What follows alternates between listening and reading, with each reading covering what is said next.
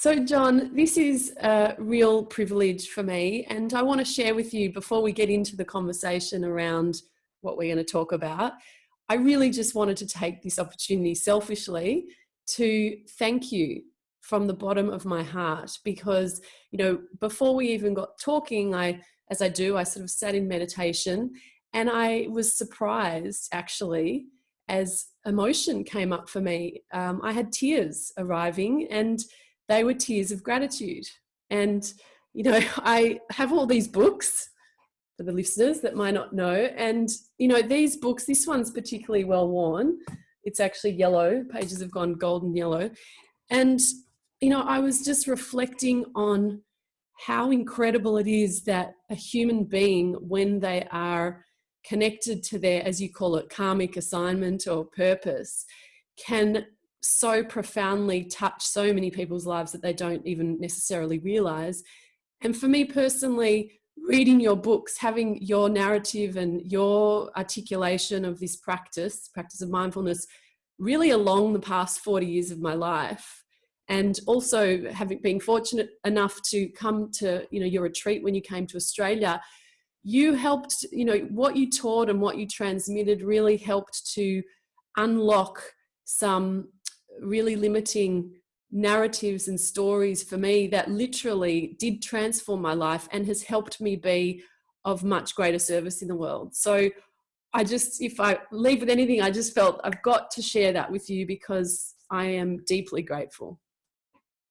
Thank you, Elise. And I'm virtually speechless at what you're saying, and very deeply touched, because of course that's why I do what I do, is because there's something about this practice, the cultivation of mindfulness, that's not a thing, and it's not mechanical, and it can't be very easily or trivially described, but it can be transmitted in a way that changes people's lives. And if that's happened for you, of course, the gratitude is mutual, because that's why I do the work that I do. And then part of the beauty of this, and this is true for literally millions of people, is that the only way to repay that gratitude, or even to respect it, is to simply transmit it, pay it forward. Do you know what I'm saying? Mm. And you, from what I understand of your whole enterprise about Mindful in May, and what you're trying to do in terms of social action and support for really important causes around water scarcity and so forth, is huge, and exactly what we need in the world today, for mindfulness not to simply be some nice little meditation technique that reduces your stress and makes you feel a little glowy or all better, or for that matter, lengthens your telomeres, but something that actually is kind of profoundly transformative and healing for the world. And in order for that to be the case, we have to basically live what we mean by practice. You started this, roughly in your 20s or thereabouts, and I was 21 when I started meditating. Yeah, and you were a student at MIT, and then really, for the listeners that, I don't think there would be listeners that haven't come upon your work, and they can Google you and find out more. But really, you've been doing this for 40, 50 years, and teaching this with your whole soul. I wondered if you could. This is a question you've been asked a million times, but if you could define mindfulness. So it's this. It's let me preface this by saying when reporters or journalists ask me, well, okay, you've written all these books and everything, like, just give me, what is mindfulness in one word, for God's sake? Yeah. And I come up with a couple of answers. One is awareness. So there's really no difference between what I mean by mindfulness and what I mean by awareness, pure and simple. So pure awareness, 2 words. And the other word that I use is relationality. Okay, I'm not even sure relationality is an English word, but I don't mean relationship, I mean relationality. The fact that any arising is not completely self-independent, but is related to the causes and conditions that give rise to arising. So everything is in some sense nested or interconnected with everything else. So we talk, for instance, about like, well, if you're going to meditate, I'll get my body on the chair or on a cushion. Who's saying that? So there's a you that's going to get your body on the chair, but it's not your body. And this is built in, baked into the English language and almost all the other languages, a certain kind of dualism, subject-object dualism, that I, whatever the entity of the personal pronouns are pointing to, has a body. I have a body. And the beauty of this, and again, coming back to Zen and what a koan functions as, is to ask, what are these personal pronouns? Who am I? So probably of all the various millions of meditative practices, the absolute core practice would be to ask oneself that question and then not try to fill it in with cognitive responses, but to just listen. Who's even asking the question? Or who's breathing, for that matter? Who's aware? Who's meditating? And I like to joke, we're a little off the definition, but I guess we're sort of playing jazz. I like to joke that, you know, I ask people by the thousands, you know, in audiences, large audiences, like who here in this room is breathing? And of course, thousands of hands go up. And then I say, well, you know, that can't quite be true, because if it were up to you to be breathing, you would have died a long time ago. You would have gotten a text or a phone message or something like that, distracted, whoops, dead.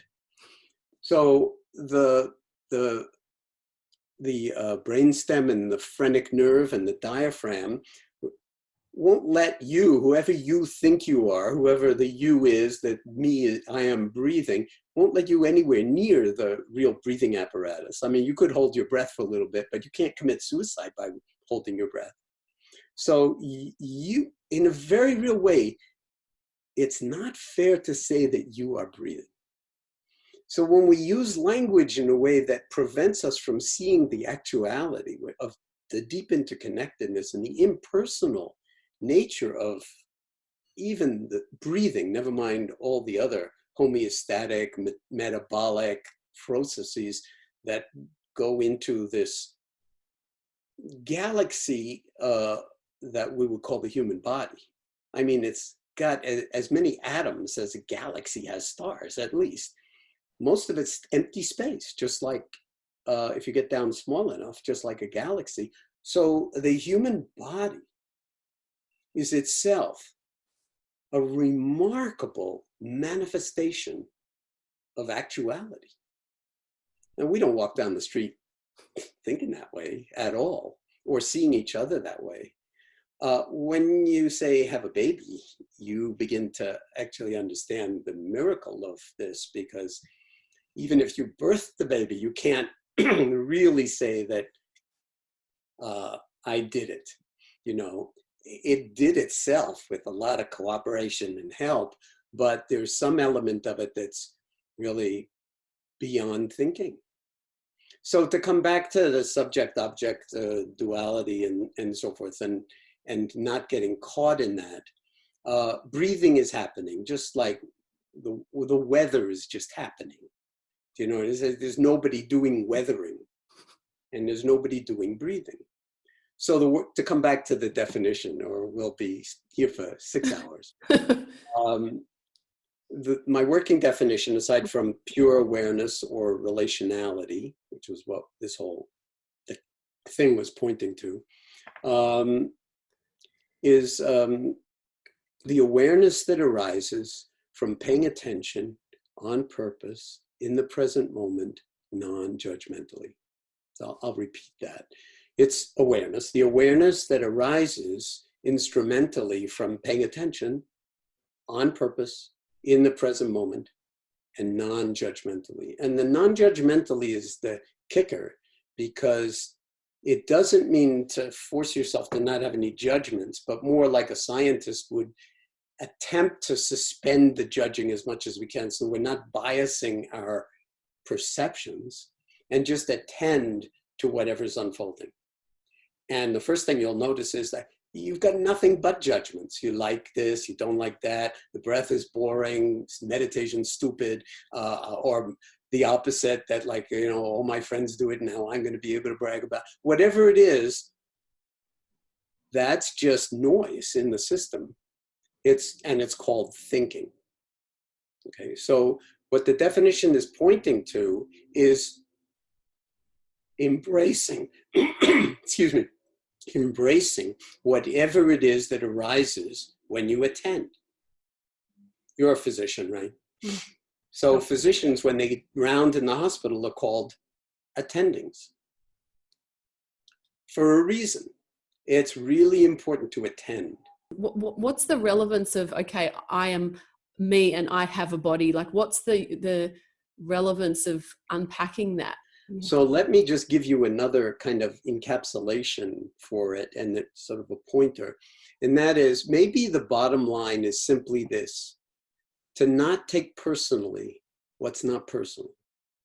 Okay, so if you start to watch what the mind is doing virtually 24/7, even during sleep, especially with people who have a hard time sleeping because they're so stressed or in pain or whatever, is that the mind is cascading like a waterfall of thoughts endlessly, that we actually build narratives out of. The story of me, my favorite subject, you know, the center of the universe.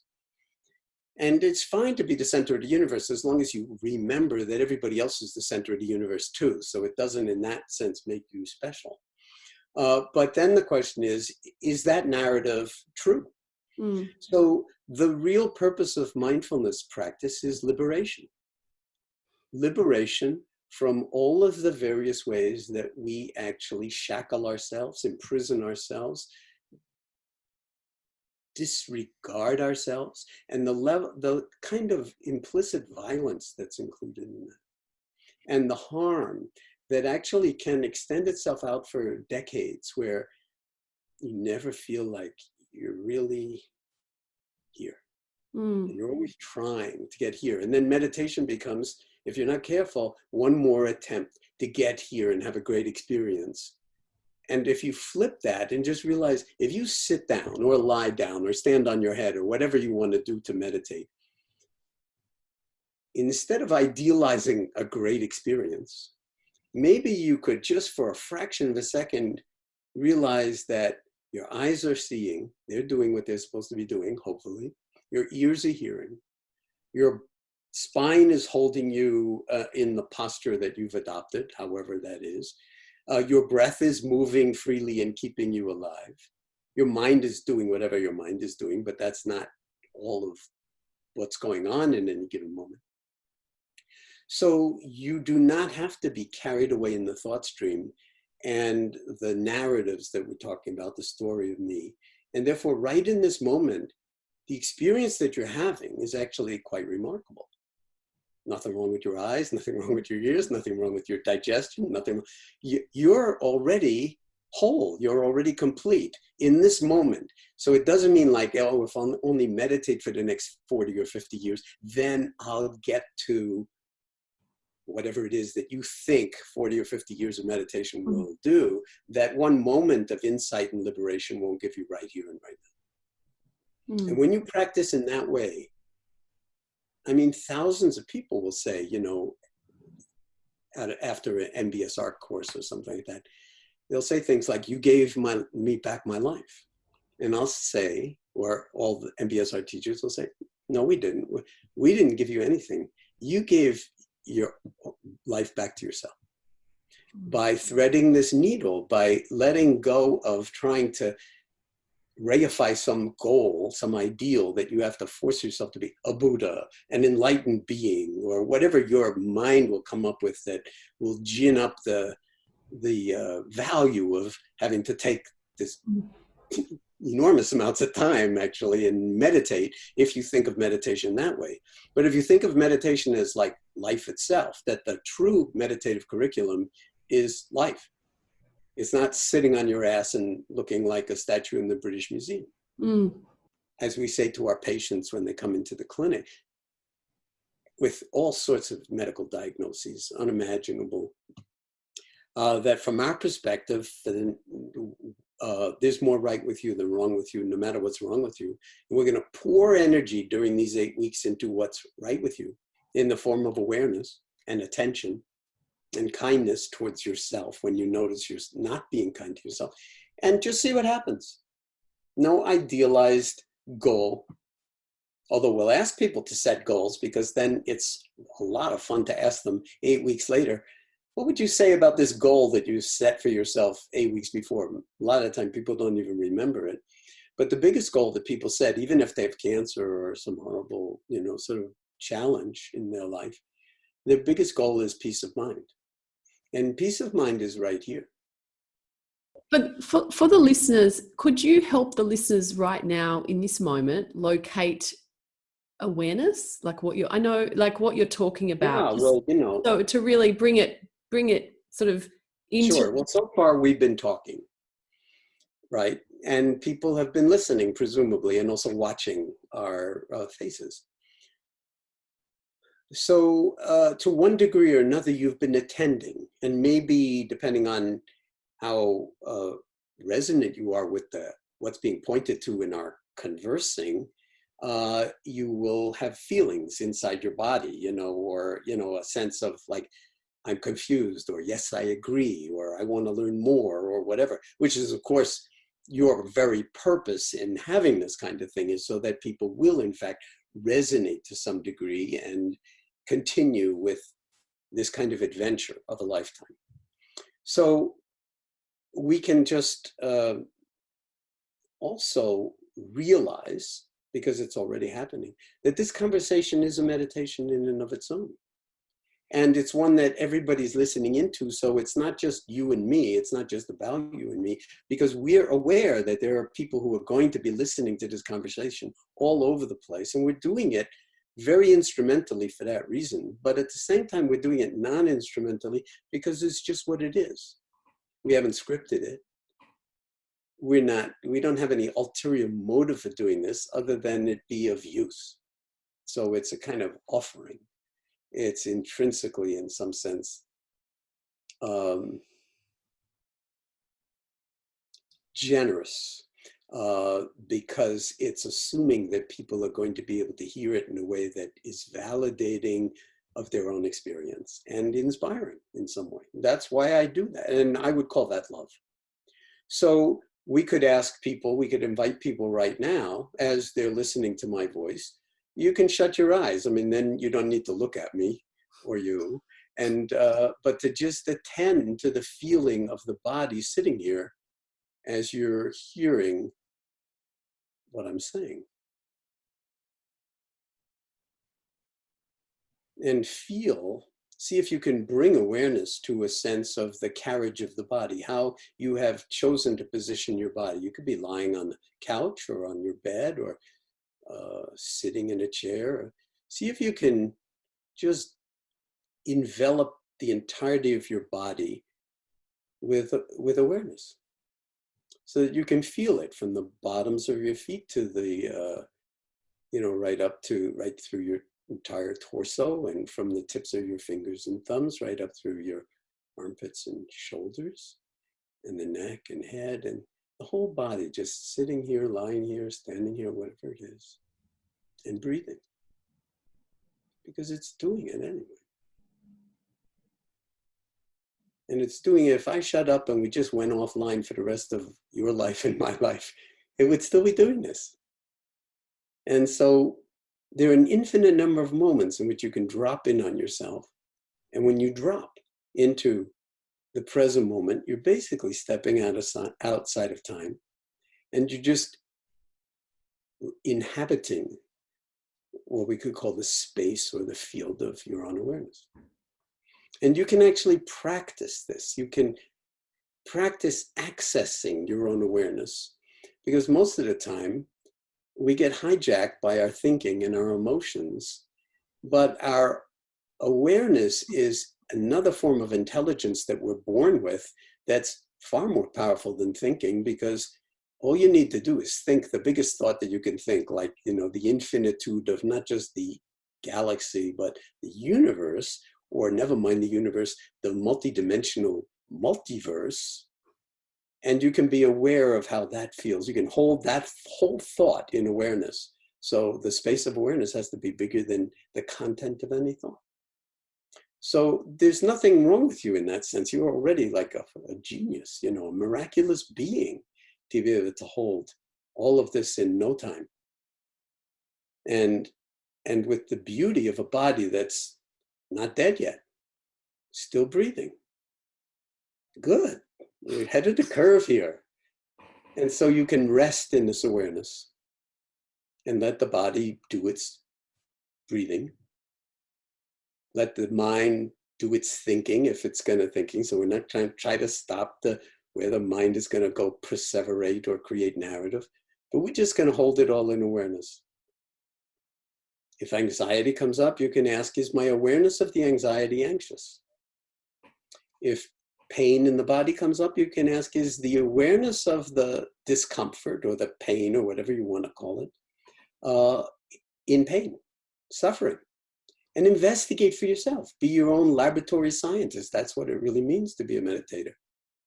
You're investigating the nature of reality, of your own being, of your own mind, and of all the stuff you tell yourself that in the darkest moments of the night, when you wake up and you're a little anxious, isn't entirely true. But most of the time you're caught up in it. And so that's where you can lose decades of your life caught up in thinking without nurturing access to this other element of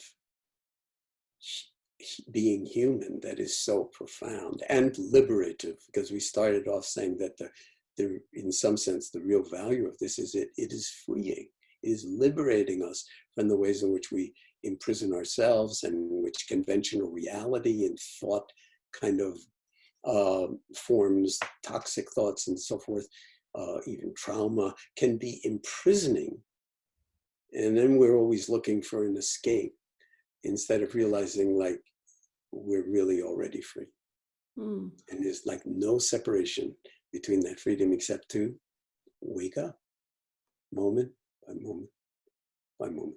So as we sit here in the final minutes of what could be thought of as a guided meditation, just feeling the breath moving in and out of your body, bathing in the sounds of the voice that's given rise to all of these various thoughts, attending to whatever degree possible to how you've received what I've been saying, and whether it's in any kind of congruence or relationship with your own experience. And if it is, trust it. And if it isn't, don't trust it. Find your own way. Because that's really the ultimate invitation, is like to ask yourself, what is my way? Who is breathing? Who is meditating? Who is sitting? Who am I? And the most honest answer that I've ever come up with, really, when you drill right down to it, is don't know. A lot of people, when they start out practicing mindfulness, they start out paying attention to an object of attention. And the most widely used way to do it, the most widely used object of attention is, as I mentioned, our breathing. So you can feel the breath, and it's a really good thing to feel it in the body. I mean, I don't know how you could feel it not in the body. But so you feel it someplace, like at the nose or in the chest or in the abdomen, because the abdomen moves with the breath, sort of so-called diaphragmatic breathing. And so this is going on constantly, and we can practice. If you're brand new to this practice, it's really helpful to find a place in the body where your breath sensations are most vivid, where for you, like, oh, the belly's the place, First of all, it's pretty far away from the head. And it's a good idea to get as far away from the head as possible, because this is where we identify all of them, crazy thinking. So down the belly or the chest or the nostrils, wherever it's most vivid for you. And then you ride on the waves of your own breathing, almost like surfing. And you feel, it's not thinking about breathing, it's feeling the breath moving in the body and recognizing that you don't have to push it or pull it, that you're being breathed in a certain way. So you let go and just surf or float on the waves of your own breath with full awareness. And then you'll notice, especially for beginners, but everybody will notice, it doesn't take long, even though, like you swore meditation is the most important thing in your life. That's why you're watching this, and you're going to be the greatest meditator ever. That within an embarrassingly short period of moments, not even minutes, your mind is going to be thinking of something else, including judging how stupid this all is, or like how bad my mind is because I can't even follow one in breath or one out breath. And all this chatter is going to come up. But that wasn't the assignment. The assignment was to just stay with the breath. So you need another instruction, and that is when the awareness function notices that you're not on your breath in that moment, notice what's on your mind, because that's just as valid as the breath sensation. Notice what's on your mind, then come back to the breath. And then if the mind wanders 1,000,000 times, notice what's on your mind 1,000,000 times. Don't judge it, or as best you can, don't judge it. Don't pursue the ones that are really enticing and reject all the ones that are humiliating and embarrassing. That's not me, but oh man, I'd love that. And just notice each one, notice that tendency to self-identify all the time, and rest with the object of attention. And the thing I wanted to say is that's how most meditation is taught to begin with. There's one thing, if you're a beginner, that is really helpful to know within that framework, and that is, although we use the breath as an object of attention, it's not about the object. It's not about breathing. It's about awarenessing. It's about awareness itself. Okay? So the focus could be anywhere. And that's one way in which the real curriculum is life itself. I often think about it like if we go and have brain surgery, you do some diligent research into what surgeon you're going to choose. You bet you do. And there's a lot of teachers out there that have varying levels of experience, and not just in mindfulness, but also in psychology and trauma. And I think, yeah, it's a great message, I think, to make sure that people need to trust themselves, not just defer total responsibility to a teacher and betray their own sense of something. Thanks for bringing that up, because that's really a disaster. When you give yourself over to the teacher, you have to be very careful about that, because you're as much a Buddha, if we want to put it in that language, as the Dalai Lama. And he'd be the first person to tell you that. He may have been meditating more, so it's really helpful to listen to what he has to say, or whoever is up there on the platform doing the teaching in any context. But you never surrender your own true nature, because that is your signature beauty, your signature wholeness. And even if you've never felt whole in your life, well, there's always now. You know, I've heard you say that in terms of practice, like you're a very disciplined person. You used to get up at 4 or 5 in the morning, hour of meditation. And the question I have for you is, what dose or frequently, how much should people be meditating? I know it's how long is a piece of string, but I'd love to hear your perspective on that, and perhaps also how your own practice might have adapted or changed. Well, I can tell you that a lot of journalists ask me, how long do you meditate? And I used to say, because I understood what they meant, I used to say, well, I'd get up at 4 or 5 in the morning, because the kids would get up, if they felt any energy now. So like I sometimes had to really push it back. But I get up early, and I do like 45 minutes of mindful yoga, and then I sit for another 45 minutes. That would be my answer. And it was a true answer, and it went on for decades. Now when people ask me how long I meditate, somehow I don't want to say that. even though it's still true. Although it's like my life is like rearranged a little bit more. And instead of getting 4 or 5 hours of sleep, which I did for 40 years, I like to get more like 7 or 8. But the real thing is that I don't want to respond that way, because I've come to just feel that it's not true, that the real meditation practice is life itself. So when people ask me, how long do I meditate? I said, I can't really answer that question. I mean, I'm like, my aim is to be as present as I can be without being a caricature of being present. Mm-hmm. How could being with your grandkids be meditation versus not meditation? Like, what is when you're saying that, what, for the listeners, like, what is, if someone's swimming, it could be swimming. Well, it's very simple. Are you present? Or are you lost in thought? It's as simple as that. If you're lost in thought, you're missing whatever it is that's happening, whether it's grandkids or the arm stroking through the water. Yeah. I mean, swimming is a fabulous form of meditation. When I'm swimming, that's, swimming mindfully. I mean, because the water is, the conditions call it out of you in a way, or it's just automatic. You're going to swim your laps and then you check that off your to-do list. But what we really need is a to-be list, not a to-do list. So from that point of view, the only thing I'll say is that formal meditation practice in stillness, whether it's lying down or sitting or standing, or even very, very slow walking, which is another form that, all of those we use in MBSR, any one of them is good enough. Any one of them. Brings a memory back of when you came to Australia and you did the training that I... Right? Yeah. And, what you did in that retreat was probably one of the most powerful things, which was I think it was a 5-day retreat, and you put us into silence for 2 days or something.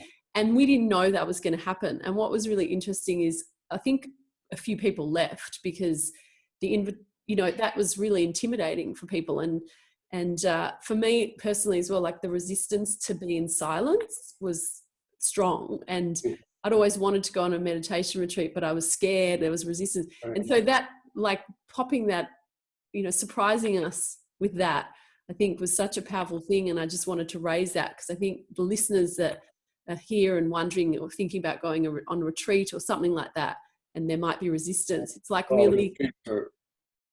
Traditionally, retreats are pretty silent. I mean, the teachers talk and guide meditation, but the invitation is to actually befriend yourself. And that's best done in silence and in nature. So the idea of a meditation retreat is to create really ideal conditions for being comfortable enough to be in your own good company. Okay?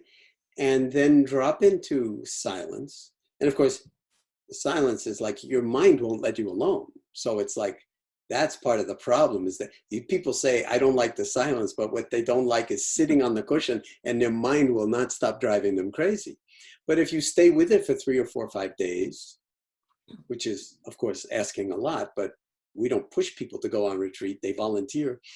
You stay with it and watch what happens after 3 or 4. The mind gets tired of chattering like that.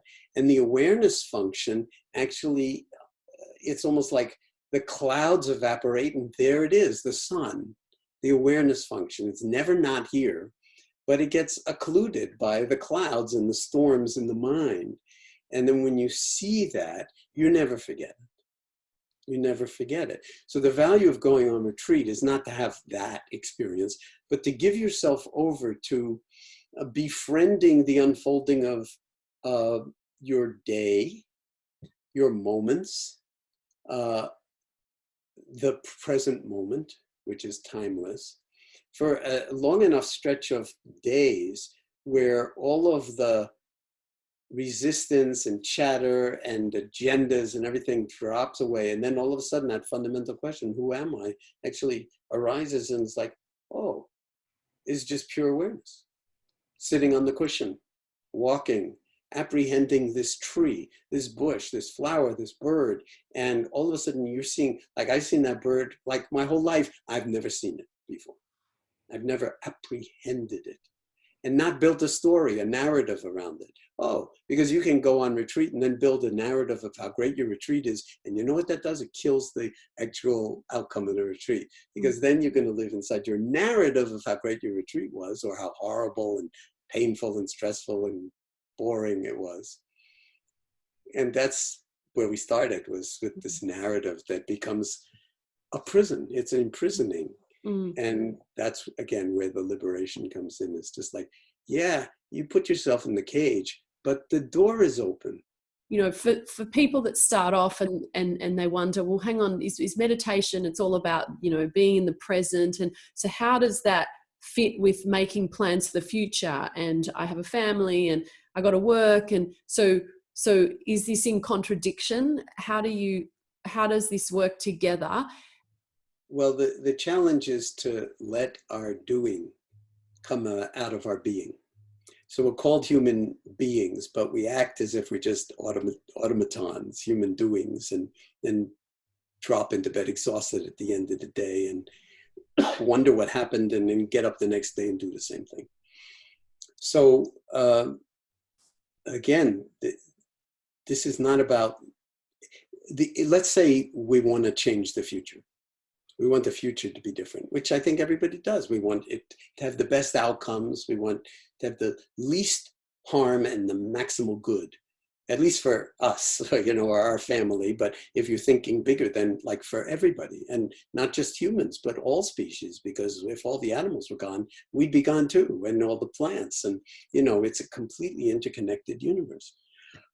So if that's the case, then when we're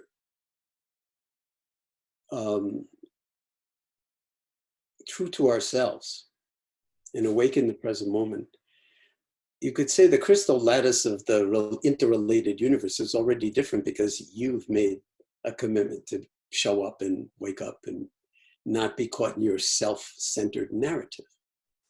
So then, in some tiny but not insignificant way, the world is already different. And people will notice it in you, and they'll ask, what's going on with you? And so forth. And if thousands of people do that, we are, like, in a sense, the cells of the one body of the planet. So when we align ourselves with what's deepest and best and most beautiful in ourselves, and we let the doing come out of that instead of out of greed, hatred, and delusion, which is what usually drives us, is more for me. I hate that. I'm not going anywhere near those people, or whatever it is. And then a delusion of just like really not knowing up from down, and being seriously lost and terminally confused. That's where the healing goes on, is that you recognize that we're all caught in that to some degree, but we can, like, tilt things in the direction, you know, of greater well-being, just by attending, just by dropping in, just by, I guess, reconnecting with the domain of being, and then letting the doing flow out of being. We teach that to world-class Olympic athletes, because they all are incredibly competitive and they want to win, win, win. And of course, Australia is, like, very big into world-class athletics. But it's the mind that usually defeats you in competition, because your mind gets in your way. Everybody's, like, you know, finely conditioned physically, but you have to train the mind to not get in the way of the body, or your performance will suffer. But the more people begin to actually practice in that way, I think this is, like, just as what we've learned in medicine about meditation over the past 40 years for individual health and well-being, the curriculum now is to learn that on a planetary level for all 7 billion of us. And it doesn't mean that everybody's going to sit in full lotus posture and, you know, watch their breath for 50 minutes or something like that and bring it back when the mind wanders. But to, in one way or another,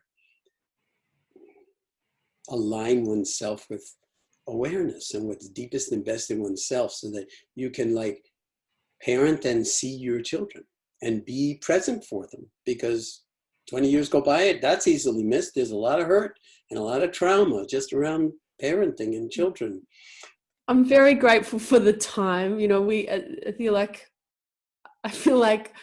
I know I can't explain it either. I mean, it's like, it's just that I really, if there's some way that our conversation would be helpful to other people, then, may it be so. I mean, that's the only reason to have done it. And also it's nice to, as I said, to connect with somebody who cares and who, understands what the real work is. And I feel that from you. So I feel, sort of honored to be part of your Mindful in May,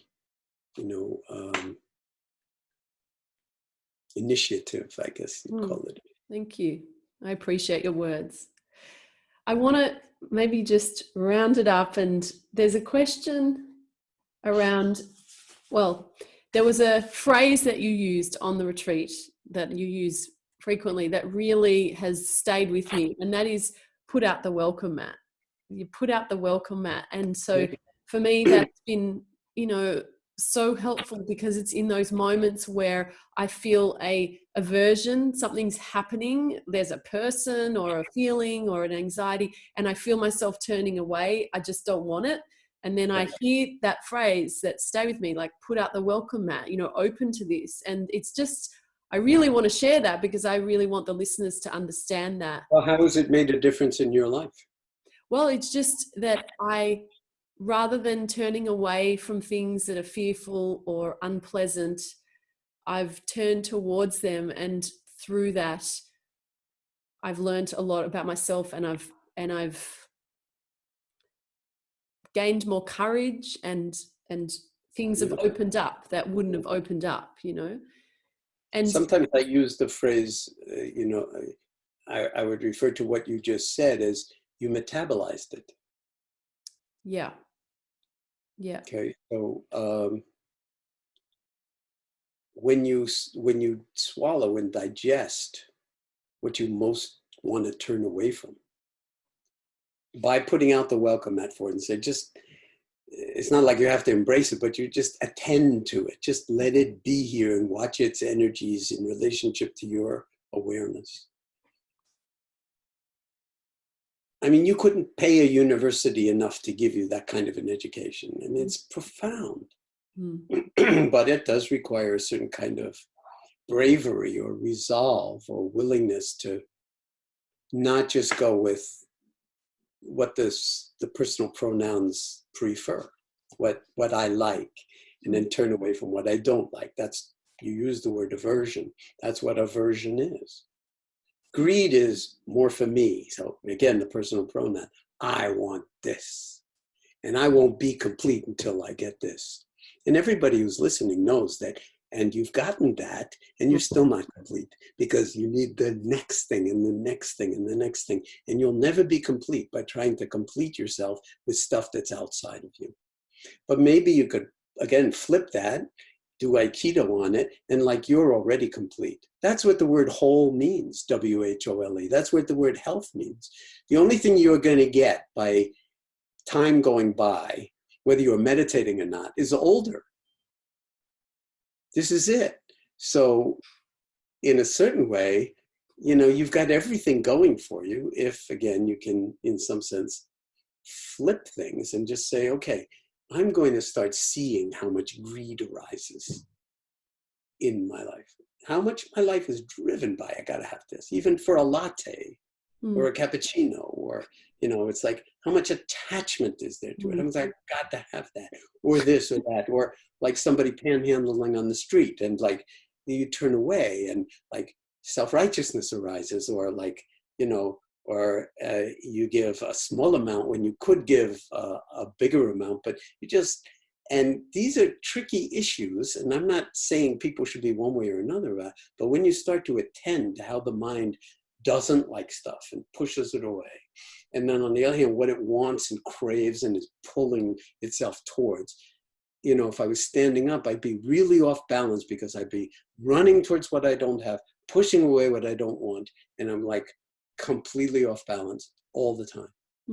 And when you integrate yourself and you put the welcome mat out, not just for all the wonderful stuff, but the greed, the hatred, and delusion that's arising inside me, myself.